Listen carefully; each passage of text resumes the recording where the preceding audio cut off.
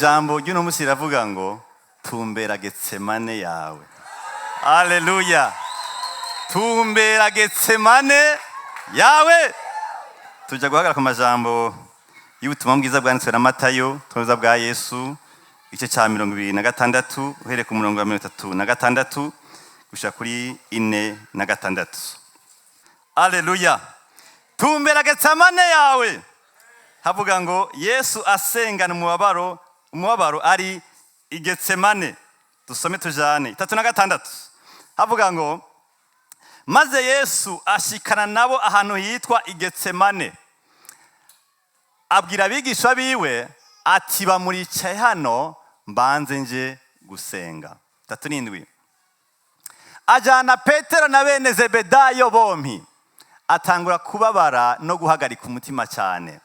38. Arababwira ati umutima wanje uri nakabonge kagomba kunyica. Bamuragumye aha mubare nanje maso. Murongo kurikira. Yunguruza imbere gatoya arubama arasenga ati Data asangwa vyoshoboka iki gikombe nikindengane ariko ntibibe uko je ngomba yamara bibe uko wewe ugomba. Isengesho giza cyane gose. 40. Agaruka kubigishwa inkuru mbi asanga basinziriye. Abaza Petero ati ubwo ntimurushe mubana maso nanje n'isaha imwe. Nimube maso musenge ntimuje mu mosha mabi. Umutima ni ukunze ariko umubiri ufise intege nke. 42. Yongera kugenda ubwa kabiri arasenga ati Data asangwa bidashoboka yuko igikombe kindengana shiti nkinyoreye ko nibe nkuko. Isengesho giza cyane gose. 43. Yongera kugaruka asanga basinziriye kuko amaso yabo yaragize nte yararemerewe. Yongera kubasigaho aragenda asenga ubwa gatatu avuga amajambo amwe na yambere. 45. Maze agaruka kubigishwa arababarira ati nimwisindire noneho muruhuke igihe kirashitse umwana w'umuntu ashize mu maboko y'abanyabyaha. 46 ari umurongo wa nyuma.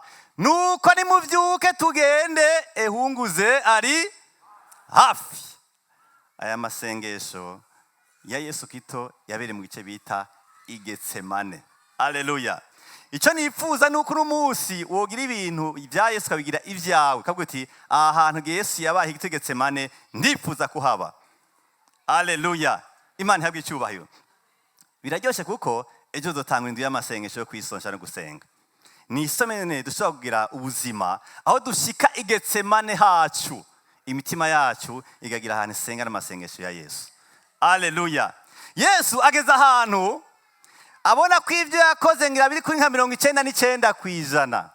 Yaraje aravuga ibimugenza, aratoranya intumwa, arazigisha, abana nazo arazigaburira zitumiko bitandukanye baranabikora, ariko yarazi ko hari igikuba kimurariye cyitwa gucungura isi. Byasaba ko agenda ku musaraba agapfa ari naco gikuba nyamukuru cyari cyamuzanye. Abaho rero afise intumbero. Nicyo gituma umuntu akwiye kuba afise intumbero. Aba afise icyamuzanye, aba afise ikintu arondera gukora Data yamutumye. Abaho yigisha, abakora ikuba bitandukanye byo kubohora abantu, kubigisha no kubatuma akora ikuba bitandukanye, ariko azi ko ari kugwa kimurindiriye. Kino gice nkuko Matayo twandikira ni gice rageze ahantu atumbereye ahantu azofira igorogota. Haleluya. Imana ihabwe icyubahiro. Yaraze yuko naho yoza akabohora abantu bose amadayimoni yose akayugaranira ikuzimu mu gihe abantu bataraharirwa icaha nacarakora. Yarazi ko amaraso ataraseseka agize agataruzura. Yarazi ko ataragenda mu kuzimu yakura upfunguzo Satani umuntu atarabohoka 100%. Birakene ko agenda igorogota. Ico gituma ijoro rimwe aje rifatanye na kino gice yafashe intumwa arazegeranya ahuje n'umunsi wa Pasika arazigaburira aziha umukate aziha n'umuvinyu nk'ingaburo yera twamadukora mu ishengero yerekana guhuza no kunywana bihagaze ku musaraba wa Yesu. Ahajeje kubagaburira acafata za ntumwa ngo atumbera i Getsemane. Niwe yahijanye. I Getsemane warasanzwe uzi ko ari umusozi uziye ko imizabibu. Getsemane rirasigura ngo ni ahantu hari iyengero ry'amavuta. Haleluya. Getsemane hari ahantu hazwi yuko amavuta avuye mu nzabibu niho uyabariza. Avuga ati buca ngenda ku musaraba ariko ndakeneye amavuta azobinshoboza. Haleluya. Ati nimuze duheje gusangira, mwamenye mwantahuye, ariko nimuze tugende Getsemane, tugende hari amavuta atuma nkora icanzanye. Haleluya. Aravuga ati nimuze. Urakeneye amavuta yo kubaka urugo, urakeneye amavuta yo guharira. Haleluya. Urakeneye amavuta yo gukora business, urakeneye amavuta yo kubana neza na bene data, urakeneye amavuta gushoboza kurongora ikuba Imana yaguhaye, haba mu kazi haba no mu rugo. Getsemane hawe hariho. Haleluya. Yesu aravuga ati kumuri amaze kuntahura, maze gukora ibikomere hagati yabo, ariko hari ahantu bataratahura. Nuko aho ngiye harakomeye, ariko ubushobozi ndabukura Getsemane. Haleluya. Hari hazi ko hava amavuta yo kwatsa amatara, yo guteka, yo kuryosha indya, basanga hashobora kuva amavuta yo kubaha Imana. Haleluya. Imana ihabwe icyubahiro. Haleluya. Urakeneye iyengero, urakeneye iyengero, urakeneye amavuta ava ku Imana agushoza kubaho ubuzima Imana yifuje kuba. Haleluya. Uno munsi utumbere Getsemane yawe kuko irahari. Haleluya. Igituma byinshi byagiye birapfa mu kuboko kwacu nuko twagiye gukora ibintu tutaciye Getsemane, twatambukiye mu bintu tutaciye Getsemane, none byaratuyangaranye. Muga Imana ni Imana ya deuxième option. Subira Getsemane. Haleluya. Naho byakunaniye suko uri kondane a échoué, no, suko Imana yagombye kuri umuntu yamara ikarananirwa, hari gihe usanga ibintu byo usubira Getsemane. Haleluya. Naho umenga ibisa n'ibyaboze, oyaye birashobora gusubiza itoto, kubera Getsemane yarugagwa. Iyengero haracyariho, ahantu hari amavuta haracyariho. Ego ndabyizera. Haleluya. Ukeneye gusubira Getsemane. Yesu ngira yarabatangaje ati umugabo ko twari dusangiye tuzi ko bitamwe kuryoha, twasangiye kwanza yatweretse ko duha agaciro, twari 12 gusa, uwo musoza agenda ko gute hariya, ariko yarazibanga. Ukwiye ugenda nibanga n'Imana, urakogira ahantu wamuhurira n'Imana hazwi, hamushigugumba ubwiza bw'Imana uratibutse utaratana no gusenga.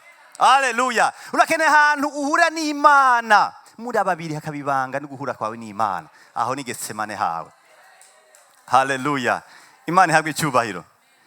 Agize atya ababona bamwe 12 abakuyemo 3, afata Petero n'abahungu bene Zebedayo Yakobo na Yohana, ati nimuze, umutima wanje usakabonge gagoma no gushika hano kanyice, ruko rero nimubane nanje, mube maso nanje nsenge.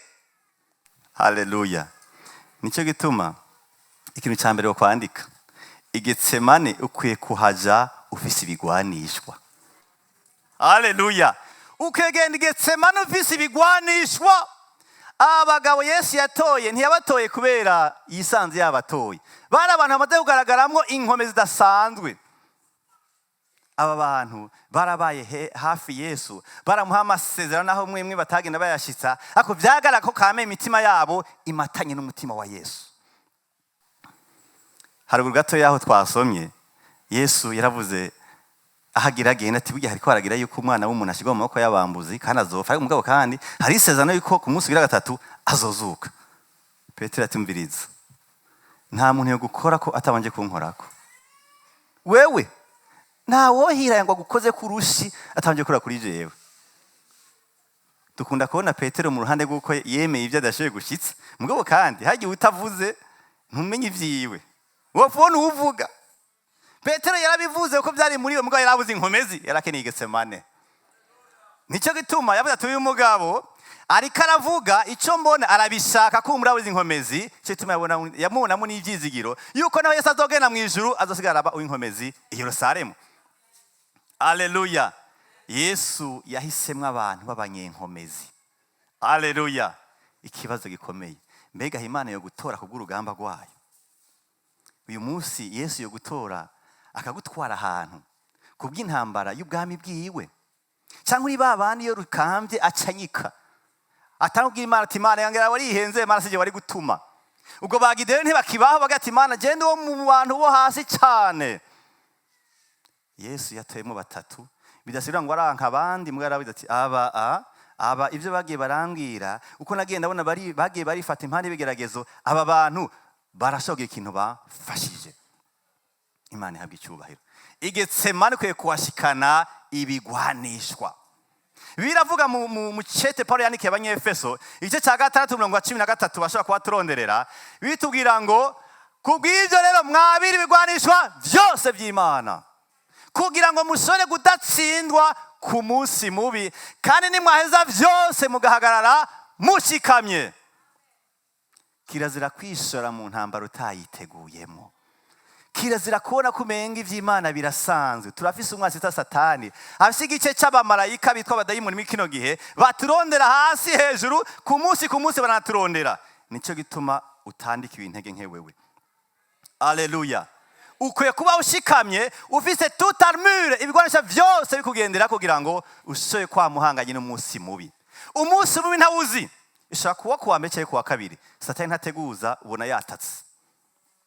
Ukwiye kwitegura. Haleluya.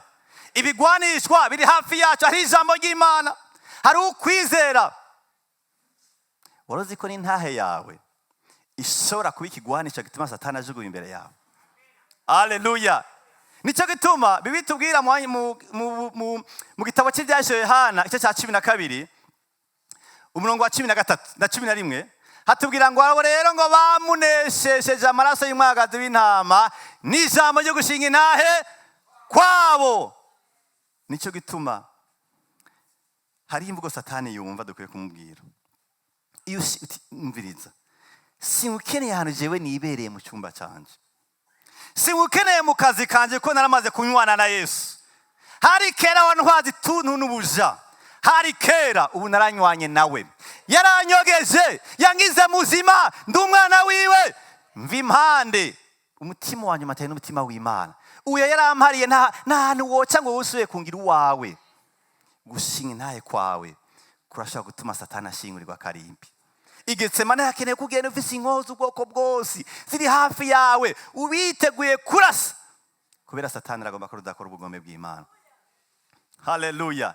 Indirimbo zawe, hari indirimbo ushaka kuba warabitsi wawe umutima wawe, iyo ndirimbo wayiririmba ukumva neza neza Yesu n'abamarayika be bose bari impande yawe, Satani akagenda utaranasenga.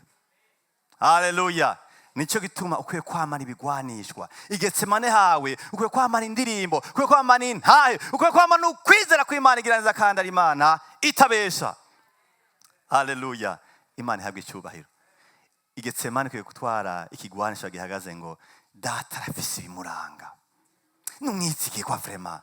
Numwizigirwa arumva gusenga kwabera. Yarabaye hafi intumwa ntiyazitaye. Yarabisezeranye kandi ayibera umwizigirwa. Iyo utwaye amatribu ibiranga Imana bituma Satani abura haca. Ikibazo gikunda kuba abantu bataga I Getsemane baca basanga batahura Satani cyane kurusha gutahura Imana. Cyo bituma baca baneshwa. Mugabo ndagenda ahubwira I Getsemane abantu bahagenda bafise icy'Imana iri aho barahatsinda kandi bahakura intsinzi. Haleluya. Dukomere Imana amashi cyane gose. Haleluya. Haleluya. I Getsemane Yesu ahagiye yabanje kwitegura ingene hagenda. Yafise abo yahisemo azibona ko bazomufasha. I Getsemane yahagiye afise umutima hatwaye. Nico gituma kizira kwishora mu ntambara utayiteguyemo. Imana ihabwe icyubahiro. Haleluya. Icya kabiri tugisaka ku murongo wa 30 aho ni ku murongo wa 37. Icya kabiri tugisaka ku murongo wa 38 ine na kabiri hamwe n'ine na kane badusomera 38 batubwira ngo 38 arababwira ati umutima wanje n'akabonge kagomba kunyica bamuragumye hano mubane maso nanje. Ine na kabiri yongera kugenda kwa kabiri atarasenga ati that asangwa bishoboka yuko igikombe kindengana shite nkinywereyeko nibe nkuko ugomba. Ine na kane kandi ampera même prière yongera kubasigaho aragenda asenga ubwa gatatu avuga amajambo amwe na ya mbere. ikintu cyaranze Yesu ku musozi w'Igetsemane kwari uko yagwaniye ubugombe bw'Imana ko bushyitswa. Aleluya. Igetsemane si ahantu tutwara ibyo dushaka, ni ahantu dutwara icyo Imana ishaka kandi tukaba twiteguye kukigwanira. Imana ihabwa icyubahiro. Yesu yaratawe yaterega jewe naho mvise ubumana muri jewe, ndafise ubumuntu muri jewe kandi. Hari ibyo numva umenga kamere yanjye irashaka, aribyo bitandukanye n'icyo Imana ishaka. Nuko rero ndagomba ko icyo Imana ishaka arico kiba. Imana ihabwa icyubahiro. Igetsemane ntitwatwara ubusore bwacu, ntitwatwara ubukumi bwacu, ntitwatwara ubuyabaga bwacu, ntitwatwara n'ubutama bwacu, tuwatwara umutima w'Imana. Ntitwatwara ibintu byose kamere yacu ishaka, tuwatwara icyo data ashaka, niyo mvuga Imana ishaka. Haleluya. Yesu araduhera akaroro keza cyane kuko aremera ko muri we hari ibintu biko biragwana uko ari bibiri. Hari icyo umubiri ushaka n'icyo Imana ishaka muri we, ariko kandi arashaka kubitandukanya. Imana ihabwa icyubahiro. Kenshi tugenda imbere y'Imana dufise ibintu bitwuzuye twifuza gushikiriza Imana, hamwe namwe mukamenga ni deni tuyifitiye, tugiye kubibwira ibintu byose byuzuye muri kamere, mugabo kandi Imana ikarondera ko uvuga uti Imana ega je ndi umuntu, ibi ndiko ndasaba hari igihe usanga bidahwaye n'ubugombe bwawe. Mana urabona je nsanze umuntu akazishavu, none Mana nayi gukora gute? None nayi gukora gute nzi ko je nsanze ikibazo cy'ishavu Mana? Ubwo ni kamere, uko no gushaka k'umubiri. Urabona Mana je n'umuntu yavukiye hajya quartier isanzwe ari quartier iri chic vraiment, hari ubuzima ntushobora kubamwo Mana nawe urabitahura. Imana ibitahura kuko ijya quartier ntiyubaha, kuko Imana ikunda ibihwanye n'ubugombe. Murabona ko n'inami guhembwa amahera menshi Imana umujana nawe ntushobora. Iyo ni kamere. Ariko ukivuga nka Yesu, Mana nimba kine gikombe ariko vyanditse ko ndagicamwo, nditeguriye kugicamwo, nimba ari ubugombe bw'Imana isumba byose itigera yihenda na rimwe.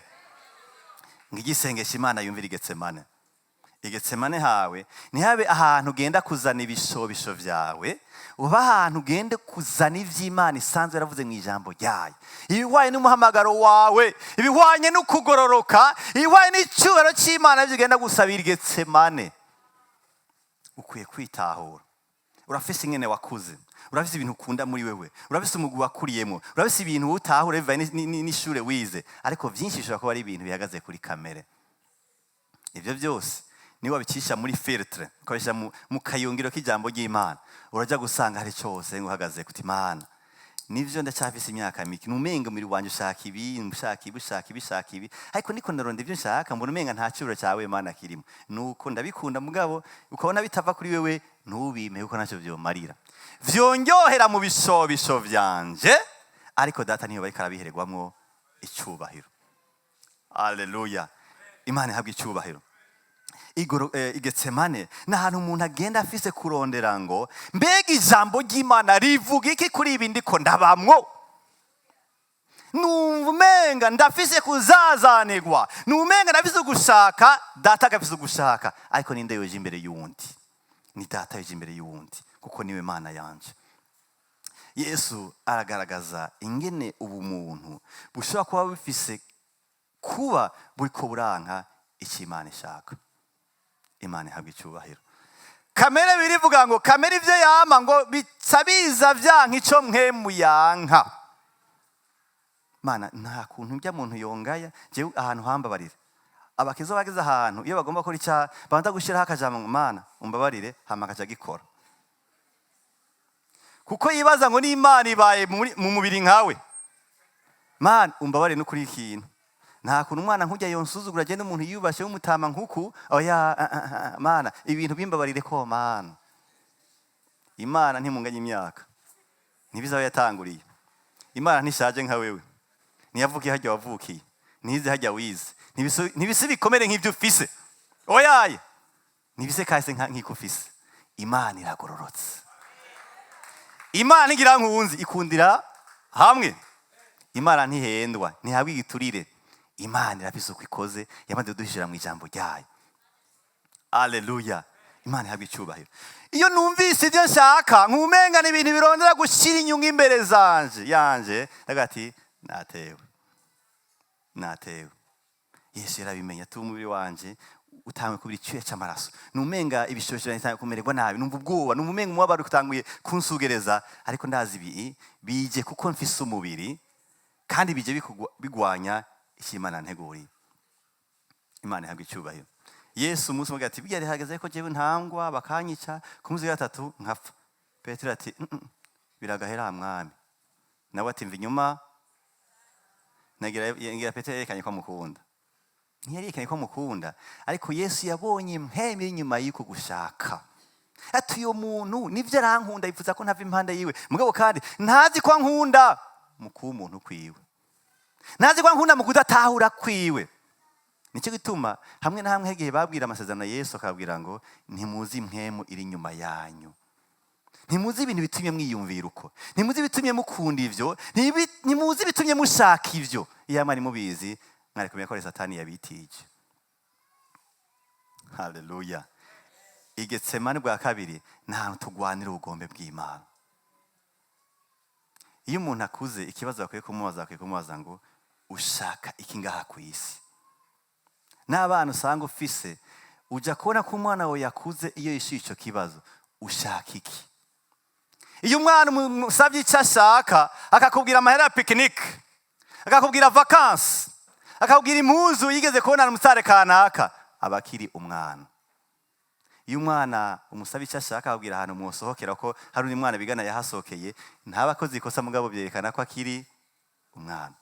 Ariko niyavuga ngo mama, papa, ndakeneye kuzokubaka urugo, wakujije. Niyakubwira ngo ndakeneye kubaho ubuzima buhimbara Imana, wakujije. Haleluya. Nico gituma ahantu abantu bakwiye kuba ni kuvuga ngo mbega jewe nshaka iki, shaka ivyanje canke shaka ivya data. Aho uri kurakura no mu nyonga z'Imana. I Getsemane ukwiye kuhatwara ugushaka kw'Imana. Ugushaka kw'Imana kuba kuzwi, ijambo ry'Imana ryamaze kukutubwira, mbwa kuragwanywa n'ingene dukoze, kuragwanywa n'ingene dutahura ibintu. Mbwa tugiye kuvuga ngo ndashaka kuba ntahura bitari byo, ariko ngenda imbere y'Imana mvuga ngo Mana, ndakeneye ibyo watekanije ku buzima bwanje ko ari byo biba. Imana ihabwa icyubahiro. Yesu yagubabwira intumwa ati nimusenge ntimuje mu mosha mabi. Amosha mabi ni iki? Ikibazo kihari nuko dufise ibintu vyinshi twagiye turakura mu byo twagiye turacamo, twaroshejwe ibitari byo. Hamwe twarahenze ko Imana itagororotse, aho twarahenze ko atanu umuntu agororoka, twarahenze ko Imana ibyo bintu tubishobora. Hari ibintu byinshi twita ama conviction, ibyo twemezwa muri twebwe vyagiye biraza tubikuye ku byo twagiye turana mu ishengero, ku bantu twagiye turana batwitangiye imbere, twagiye turasaba umunsi umwe ntitwishurwa, tugiye dufise ibindi bintu tutahura muri twebwe mugabo bitava ku Mana. Satani yaratwosheje. Nico gituma bamwe niba bwite tuduga umusozi w'Imana, ubu simpava nza ataco mfashe nk'umuntu yagiye guhiga kabura n'akanyama kamwe, kuko nabona umenga gusenga n'umutaho uhomba. Oya, gusenga si umutaho uhomba. Gusenga ntiduhomba, aho turunguka, turubaka igicaniro kandi Imana ikamanuka kandi igakora igikorwa kidasanzwe mu buzima bwacu. Amosha mabi byasigura ngo Satani hava yikika mu bihe agiye kubamwo abateremwo kw'Imana yasamaye. Nico gituma n'igihe Yesu yahura n'abantu b'Imawusi bagiye kuganira nawe batamumenye, hagati mbega habaye iki, yasanze ko ari doga ati kashare we ntuti byabaye. Aje ubundi haje akagabo ngaha akaza muri tuze kugeka tuve kwa Baroma, ariko nta cyabaye raba. Bari bazazaniwe ko boshejwe nabi. Ukwiye kwiyumvira ku byo usanze wiyumvira. Ukwiye kwiyumvira ku bintu usanzwe wumva wemezwa muri wewe. Iyo bari Imana yabikwemeje cyangwa Satani yabikwemeje. Ukwiye kwiyumvira ukuntu wewe ukoze muri wewe. Uko ukoze yoba ari hinduka wahawe canke yoba ari bikomere bikugendagendako.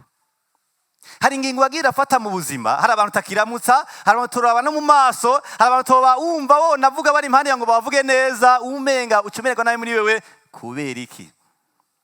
Hari ibintu byagiye birubakwa muri wewe bishobora kuba bitava ku Mana.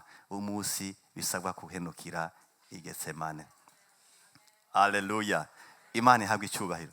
I Getsemane n'ahantu umuntu yoroha cyane, ati ndatara ko ndi umuntu gusa nagira ubuntu kandi afise mission celeste, ndabise ikintu Imana yampamagaye gukora hano ku isi, ariko umubiri wanje urakigwanya. Ko rero nzi ko umubiri wanje ukigwanya, ndaca nicyana muri scanner ikora neza. Ndagenda muri scanner neza ati je ndemera ko ndi umuntu, navukiye hariya, nize hariya, nagenda hura nibi vyose ndifuza ko bimva, Imana ikankanyura neza, Imana ikansiga mfise ishusho ya Kristo yiteguye kugenda igorogota. Imana ihabwa icyubahiro. Sinkwiye kugenda imbere y'Imana nitwaje ubupfakazi, nitwaje ubupfuvyi bwanje, nitwaje ubusoda bwanje, nitwaje ubusivile bwanje, ivyo byose nubusi imbere y'Imana. Imana siyo rangaje ishaka kuvuga ngo Mana icyo ushaka aricyo kiba, kuko ngomba ko ivyo ari byo byoshika.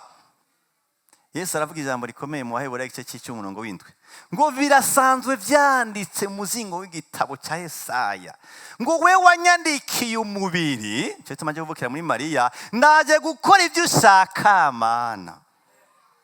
Imana ihabwa icyubahiro. Imana ihabwa icyubahiro. Haleluya.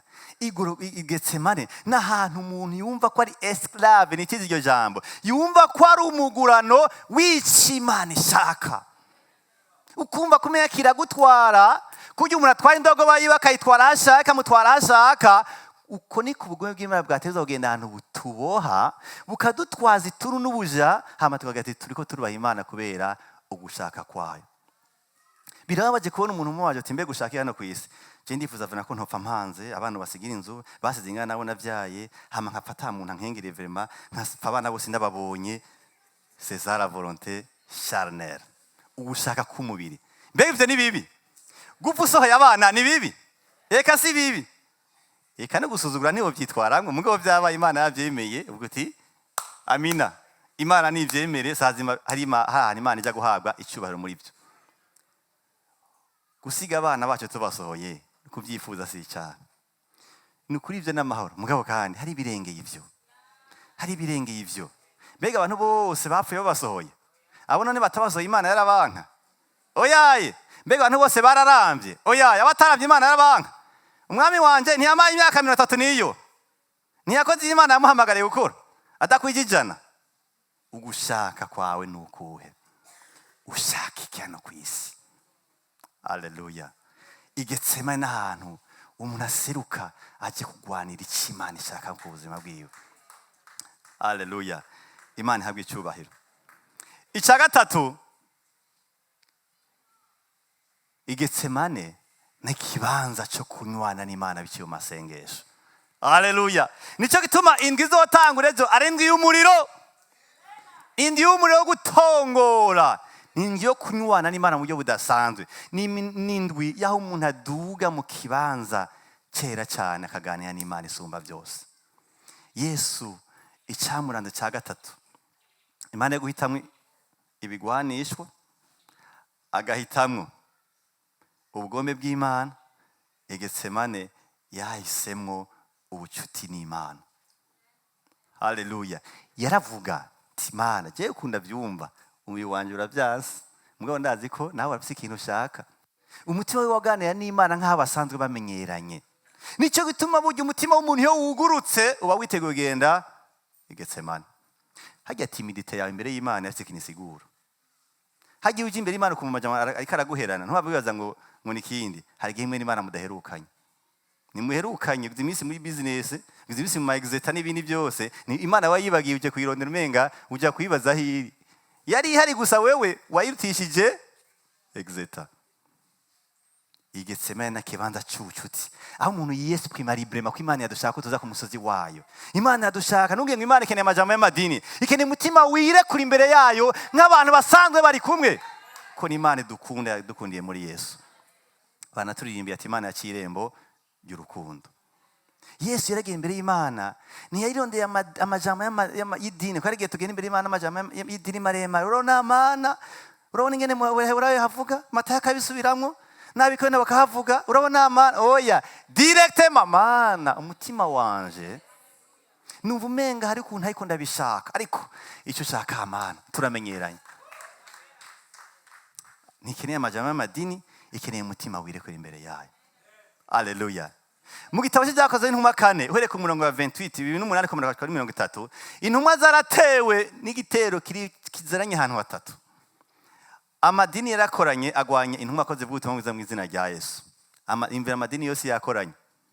Umukuru w'isinagogi, umukuru w'abafarisayo n'uw'abasadukayo bose bakoranye bagize inama ati burya bugabo ntitubwime ko usura vuga ubutumwa bwiza mu izina rya Yesu. Bakora n'uburongozi bw'abaroma ati bagira abagabo dukora n'igipolisi cyaho ntihosire kuvuga ubutumwa bwiza mu izina rya Yesu. N'abakuru b'imiryango nyene sanzwe yubatse icyo gihugu ati ntimusire kubemerera. Hagati karabaye. Basanga Getsemane niyo solution yaho. Inyinshi yari Getsemane. Baragina imbere y'Imana ati Imana muhabone ingene hameze. Ngo bashitse bara kuri 7 niho ngira inkuru yo tawe kaneze 7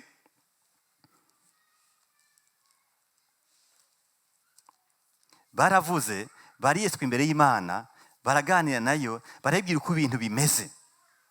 Nicyo bituma Getsemane n'ahantu nawe ufise ijambo imbere y'Imana. Haleluya. 7 kandi by'ukuri Ivyakozwe n'intumwa 4:7 havuga ngo kandi by'ukuri muri iki gisagara Herode be na Pontiyo Pilato hamwe n'abanyamahanga n'imiryango ya Isirayeli bakoraniye kugwanya umushumba wawe yera Yesu uwarobanuje amavuta. Haleluya. Ngo bashitse iby'ukuboko kwawe n'inama yawe byari vyaragabiye byose ko bizoba. 9 kandi none mwami raba agahahirizo kabo uhe abasavyi bawe kuvuga ijambo ryawe bashize amanga gose. Ukiramva ikoko kwawe k'inkomezi ukiza ingwara ibimenyetso n'ibitangaza bikogwe mu izina ry'umushumba wawe yera Yesu. Imana ihabwe icyubahiro. Haleluya. No kuvuga iki? Intumwa ziramaze kubona ingene ikibazo kimeze kandi birumvikana. Bari basugireje atana na hamwe bohava banahungira. Bari bafise ikibazo cy'uko ata muntu umwe ariko arabashikira mu nafise ubushobozi mu bwami bw'abaroma cyane cyane mu gihugu cya Isirayeli. Bavuga ati reka tugenda ahantu imbere y'inyonga z'Imana. Dutwara umutima uhagaze gutara ingene ibintu bimeze. Baraganira Imana nkaho umenga bari kumwe muri bisi bagiye muri ville. Ati Imana raba muri iki gihugu ukuntu bimeze. Bose batuviriye hasi. Bagomba kugwanya wa undi watoranya ari we Yesu Kristo tugwa turavuga ubutumwa bwiza mu izina ryiwe. Ariko rero Mana ntituvuga ngo genda barigite ngo barunke mu muriro twe darazi ikintu dusaba. Uko kwawe kw'inkomezi kukiramvuye. Uduhe kuvuga ijambo ryawe dushize amanga. Ibimenyetso n'ibitangaza bikogwe mu izina ryawe. Ku murongo wakurikije avuga ngo isi iratigita baruzura babandanya kuvuga.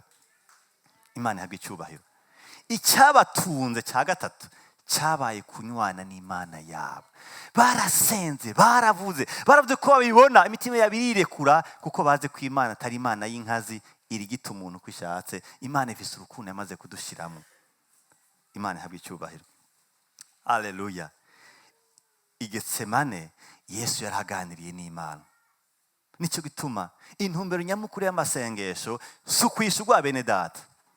Benshi tuzi ko iyo tugiye ku masengesho umenya tuhakura ibitangaza, amapromotion, kwishyurirwa amadeni, kurenganurwa muri za sentare canke ahandi. Oya, ivyo bishobora kuzoza mu mwaka wa 2025 wasenze muri 2023. Mugayika Imana yashoye kuronka umutima wawe. Kera bari bacokoza kera iyo babonye umuntu agwaye baca bati none Imana yakubuze ubu yakuronse rero nusenge ntugwaye malaria. Kuko babona abera guma biruka. Nuwo watumye mu ivire gwa Matayo gideze ngiye mu idiri. Amadira yaye katamutahe. Buguti ndakeneye gusenga. Barantamye Matayo gideze umwana nava chansenga. Nta diri ugiyemo. Bababona abantu rero benshi ntibagisenga mugabo kandi bagenda bagwara. Tega nukuraba neza. Hagiye Imana yemera ko mugwara kugira ngo ibaronke. Yarababuze. Kuko muzi imbere yayo muje kurondera ibyo mukeneye. Ariko si tugenda imbere y'Imana dukeneye ibyo dukeneye. Tugenda imbere y'Imana ko dukeneye umutima wayo. Nahantu dushika mu nyonga zayo tukavuga ibihwaye n'ubwami bwayo imitima yacu ikabomboka. Ya mavuta y'Getsemane akaza kuza imitima yacu tukavaho tugenda gushitsa ubugome bw'Imana twasenze duhagaze ko mu gice cya kabiri. Imana ihabwe icyubahiro. Haleluya. i Getsemane Yesu yahisemwo ubucuti n'Imana, aravuga umutima uranywana n'Imana ku buryo wa mubabaro yari karumva waciye unyohwa, waciye etufe, waciye unyohwa, urabura ikibanza, hama ubushobozi bw'Imana buramwuzura, yumva ahubwo baratevye kuza kumufata. Nayo Yesu ntiyatebeje, uhereye ku murongo wa 47 baca babona Petero bambe wa mugabo umwe yamutera ibeye aza ariruka, amushirako amaboko n'akabizo. Umugabo ivyiwe babisha biratangura kuja habona, mugabo ubushobozi abukuye hehe? I Getsemane. Haleluya. Ukunywana kwacu n'Imana n'ubutahe budasanzwe dufise mu buzima bwacu bwa Rukristo. Igituma bamwe tugira ahantu tukareka kwiyangaza mu bintu bimwe, haba gukorera Imana canke hagikira Imana igenda idutuma au niveau social professionnel canke ahandi aho dukora icyo Imana dutuma imiryango yacu, tukumenga ntacyo twokora, nuko tugendera mu bugaragwa. Nayo ubundi iyo wumviye Imana muri mpemu, ibintu urabishitsa muri mpemu. Imana ihabwa icyubahiro. I Getsemane ni ikibanza cyo kunywana. Isomere ntigutange, nurondera inyishu ngo hari ibintu bizoca bihinduka, bishobora kudahinduka washaka. Mugabo ndazi ko kimwe byo Imana itazokwima nuko Imana izonywana umutima wawe. Uzokumva ko wuzuye, wumva umenga n'ibintu byose ufise nk'umutwaro, nk'ingwara atarakira, nk'ubuzi utararonka, nk'umufiance ataraza, nk'amadeni atarishurwa, wumve bipima 1 gramme.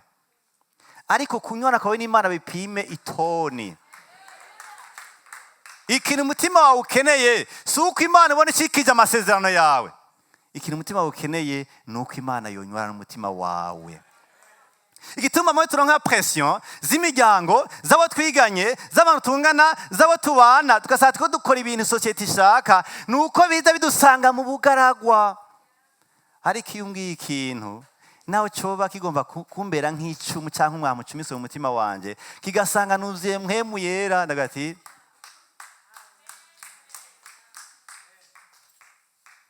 kuko hari ikindi kintu kiryoshe kigendera muri jewe cyitwa ubugombe bw'Imana, cyitwa ubucuti bwanje n'Imana. Hari ikindi kintu cyo kinyoheye, nubu menga ndaremye, umutima wanje urahagaze neza, nawe ntarishugwa. Nicyo tubamubona Imana, hari ibintu menga yimwe twibaza tuni Imana yoba yumugusenga kwacu.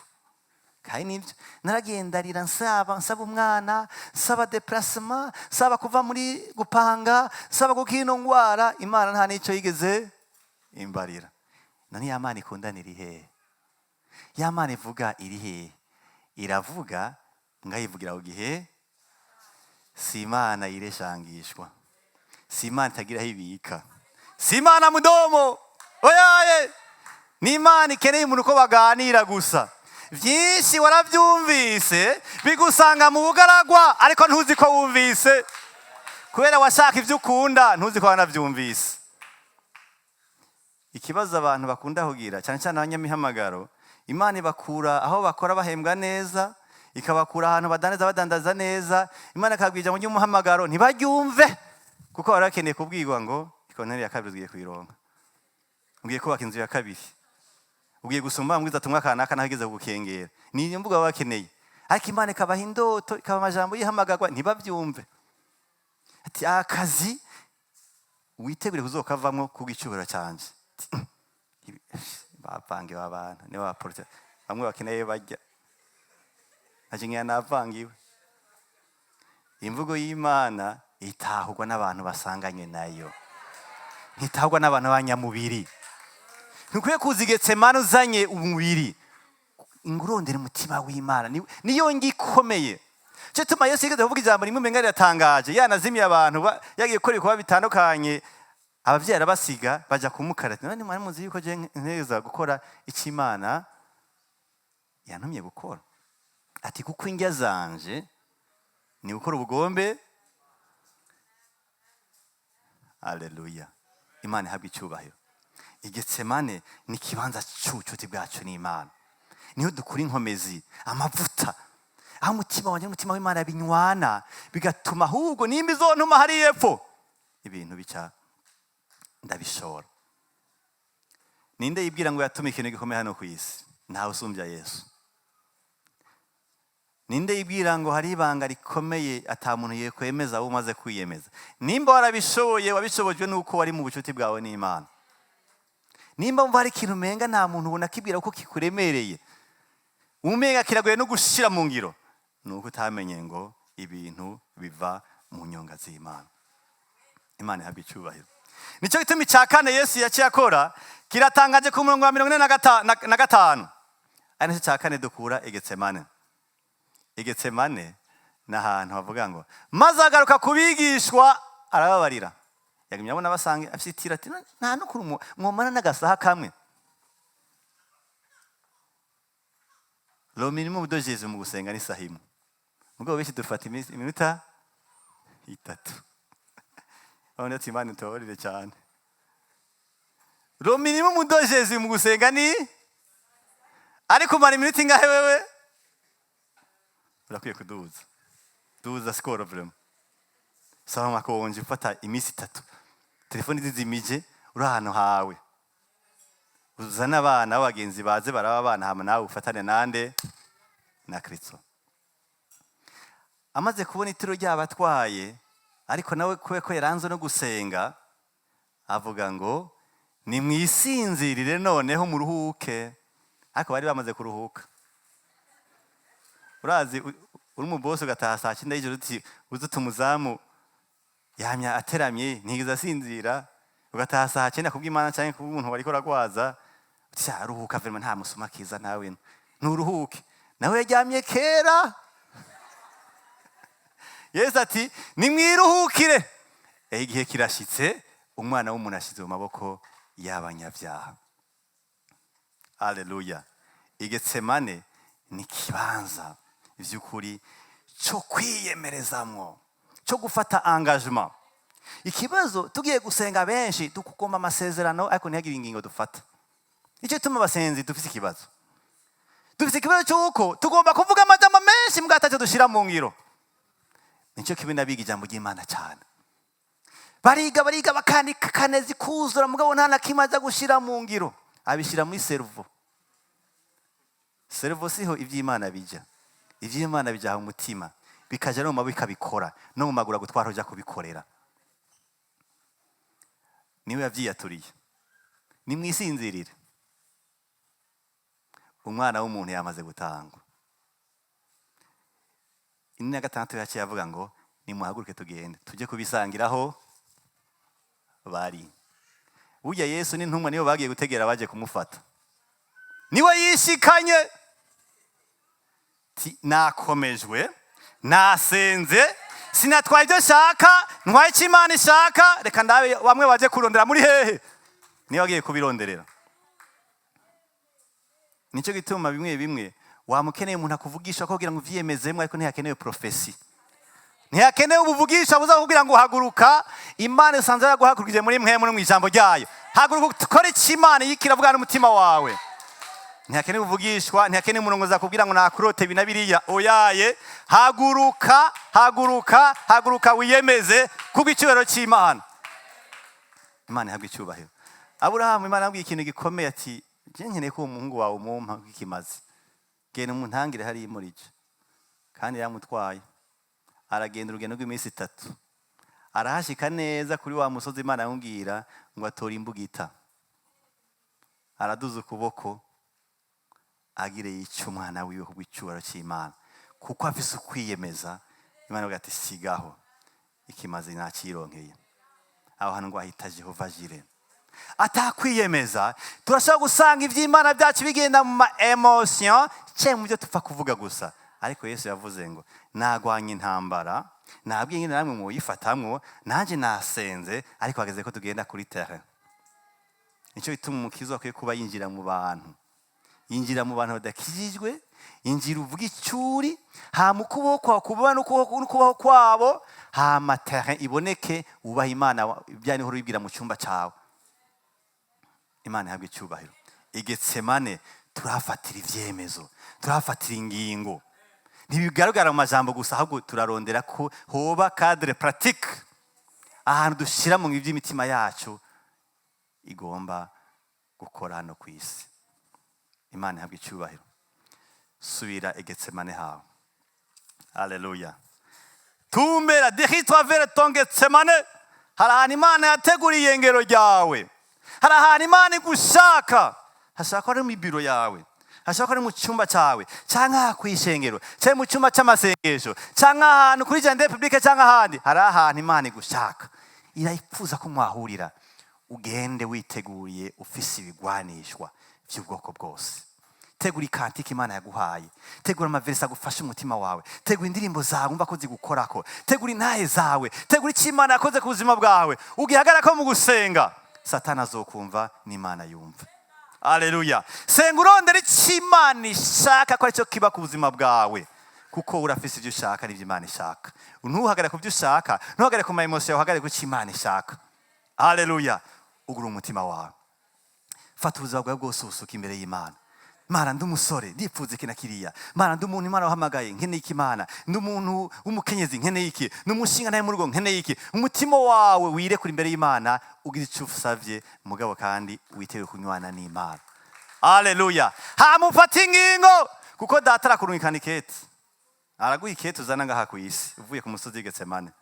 Ntibirangira gusenga gusa mwumve ko mengura pomporotse gusa ahubwo aracakurungika kuri terre gende hure na rero nande na Yuda Iskariyota agutera ibeye.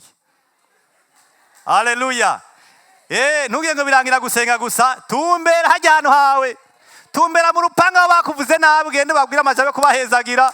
Tumbera mu muryango wa kwanse ubwira uti muragahezagirwa. Tumbera kwishira bagusengeye bagusiba ibintu byose baguze bitari byo. Genda kuri tere genda ufata ingingo Imana ihabwe icyubahiro. Haleluya. Zaguruke turangize.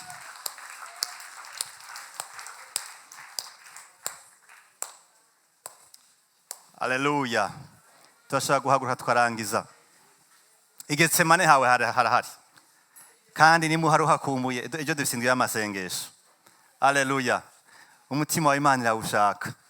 Hari ibintu wagiye uraganiriza byinshi umutima wawe ukeneye gusubira kuzana imbere y'Imana. Hari Satani yagiye gutera kwiba. Yarakwivye umunezero mu rugo, yarakwivye amahoro mu mvukana, yarakwivye inkomeza akazi, yarakwivye kwiha agaciro, yarakwivye kwiyemera, yarakwivye ibintu byinshi ariko rondera ibigwanishwa. Umutima wawe imisumbu ufise ubugaragwa. Umumenga umutima wawe uri kure y'Imana. Umutima wawe Imana yawukeneye. Haleluya. Urashaka kuduza ibiganza byawe nk'ikimenyetso cyo guca mu nyonga z'Imana.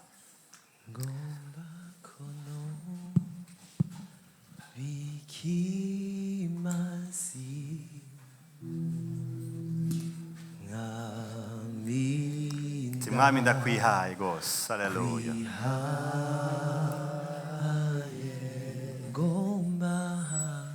Gomba kono wikimasi ngami Yesu ngaminda kwihaye nyakira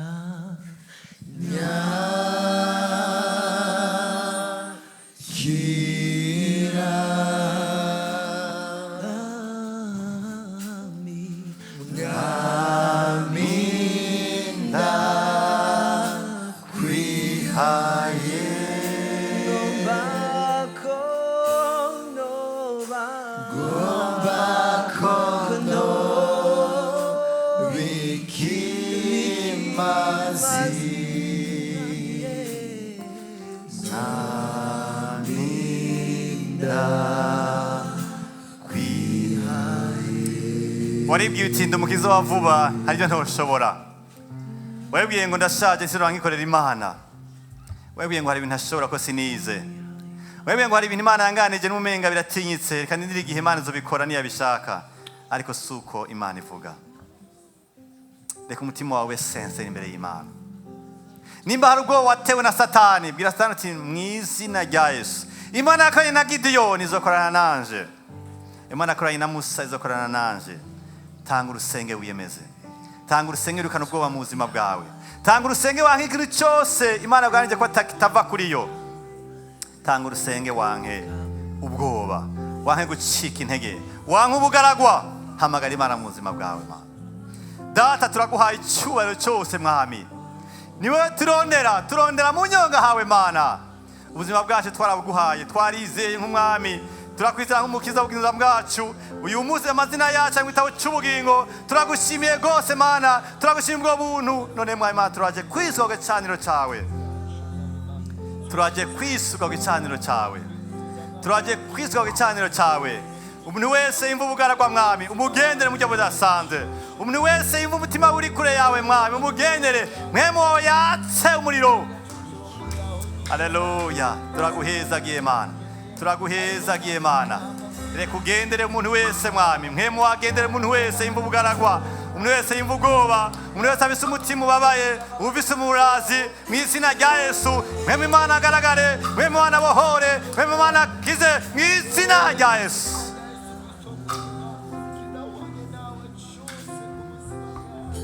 Haleluya. Hari ingwara zaje zikemera kumenga niteza kuzitwara. Urashaka gutangura gusengera ingwara yawe, urashaka gutangura gukora aho ugwaye, urashaka gutangura gukora aho ugwaye, urashaka gutangura kuvugira kuri situation yakubaye nkaho umenga nta irreversible, ntaco hinduka kuri yo. Oyaye, vugira kuri yo, vugira ku ngwara yawe. Mana, turaguhaye icyubahiro cyose, turakweretse mwama bafise abana babananiye Mana, ngo utangure kwirura ibintu, utangure kuzana ibintu itoto ryavyo mu izina rya Yesu. Abafise umubano wanse Mana, turizera ko ushaka kubohora ibintu, ushobora kuzana ibintu mwami gasura kubitoto mu izina rya Yesu. Turasengera afise ingwara mwami ziri hano zihuge mu izina rya Yesu. Ingwara yose ndayikankamiye, ingwara yose ndayanse, ndase kansera mu izina rya Yesu, ndase kansera, ndase avese, ikintu cyose kitakuvako mu izina rya Yesu. Kuri mwene data kihave mu izina rya Yesu. Uri Imana igira neza mwana, uri Imana igira neza mwana. Haleluya. Amasituation yase, abafise amadeni, abafise ibibanza muri sentare mu izina rya Yesu, ivyo abantu babona ko vyase byose mwami turabishyize imbere yawe mwami, kuko bishoboye mu izina rya Yesu, kuko utananirwa mu izina rya Yesu. Turakuzana izo situation, uzihindure mwami, uzana ubwoko kwawe, uzana ukuri kwawe mu izina rya Yesu. Mana, turaguhaye icyubahiro cyose mwami, mwami turaguhaye icyubahiro cyose mwami.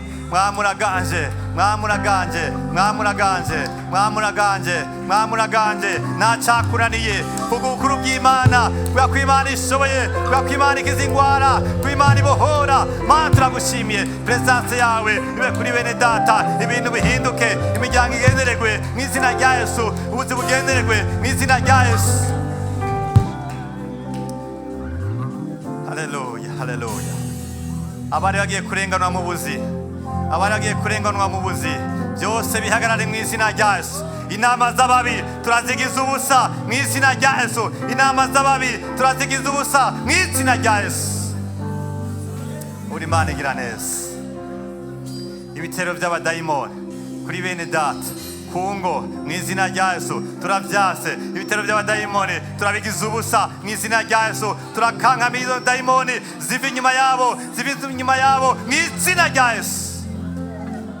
Uri Imana igira neza, uri Imana igira neza Mana, uri Imana yakwize ibihe byose Mana. Haleluya. Turagushimiye kuri Imana igira neza, turagushimiye ukuri bwawe Mana, turagushimiye amahoro yawe utanga, turagushimiye intsinzi yawe Mana. Haleluya. Urakoze Yesu, urakoze Yesu. Haleluya.